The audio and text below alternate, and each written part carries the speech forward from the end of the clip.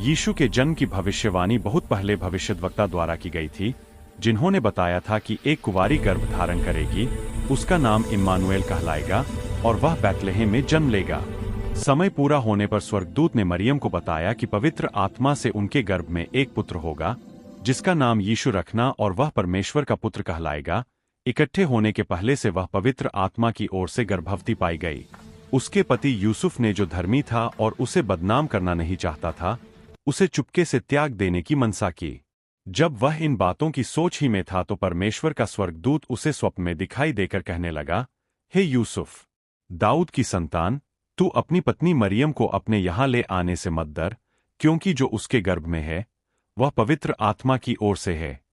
वह पुत्र जनेगी और तू उसका नाम यीशु रखना, क्योंकि वह अपने लोगों का उनके पापों से उद्धार करेगा।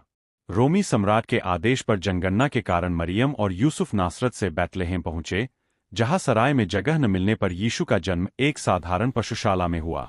चरवाहों ने स्वर्गदूतों से शुभ समाचार सुनकर आकर बालक को देखकर उसकी स्तुति की और पूर्व से ज्योतिषी एक तारे का अनुसरण करते हुए उपहार लेकर उसकी आराधना के लिए आए।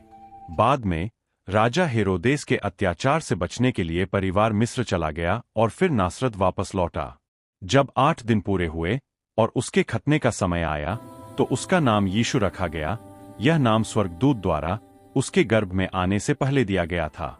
जय यरूशलेम में शमौन नामक एक मनुष्य था और वह मनुष्य धर्मी और भक्त था और इस्राएल की शांति की प्रतीक्षा कर रहा था, और पवित्र आत्मा उस पर था। और पवित्र आत्मा के द्वारा प्रकट हुआ कि जब तक तू प्रभु के मसीह को देख न लेगा तब तक मृत्यु को न देखेगा। जब वह 12 वर्ष का हुआ तो वे पर्व की रीति के अनुसार यरूशलेम को गए, और जब वे उन दिनों को पूरा करके लौटने लगे तो वह बालक यीशु यरूशलेम में रह गया, और यह उसके माता पिता नहीं जानते थे।